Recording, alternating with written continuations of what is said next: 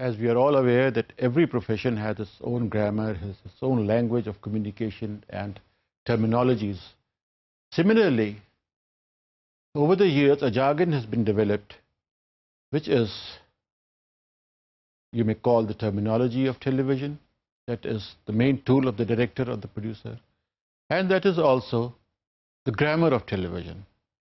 If we are aware of this grammar, we can go through the process of production and we are able to learn what are the do's and don'ts of television.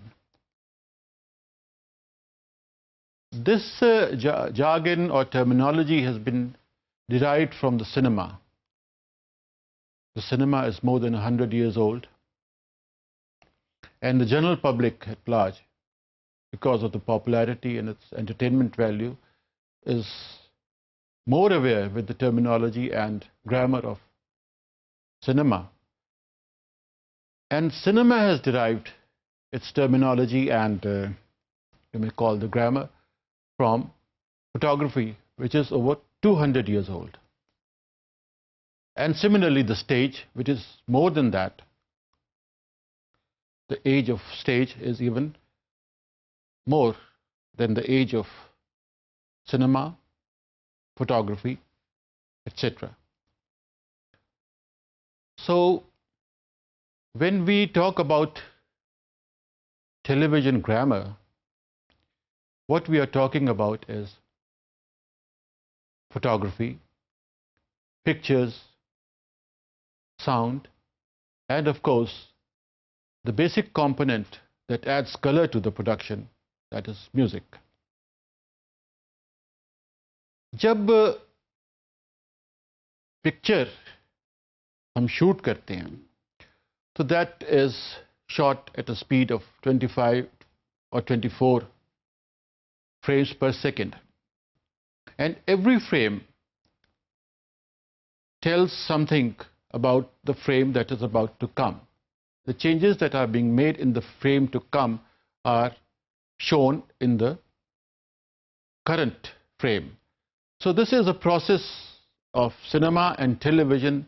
Both have the same frames per second, and what precedes is to be taken note of in a particular frame.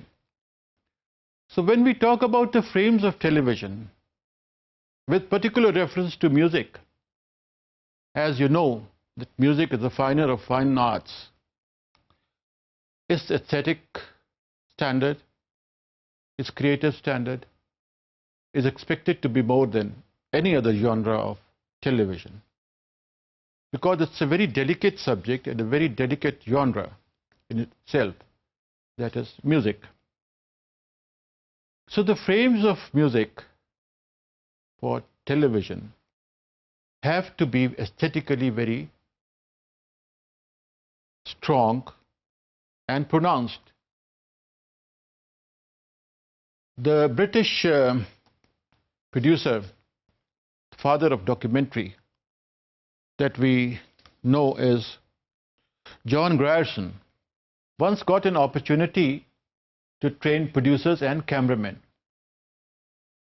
What he did was that he sent those people first to the National Gallery, to the National Art Gallery, to see the paintings of various great masters, painters, and study the frames and the lighting that they have used in a particular painting or a particular frame of shot. So this was the basic training for a producer or a cameraman. The language of television basically revolves around, because the picture, so the terminology that we have acquired over the years is more towards the video side of television.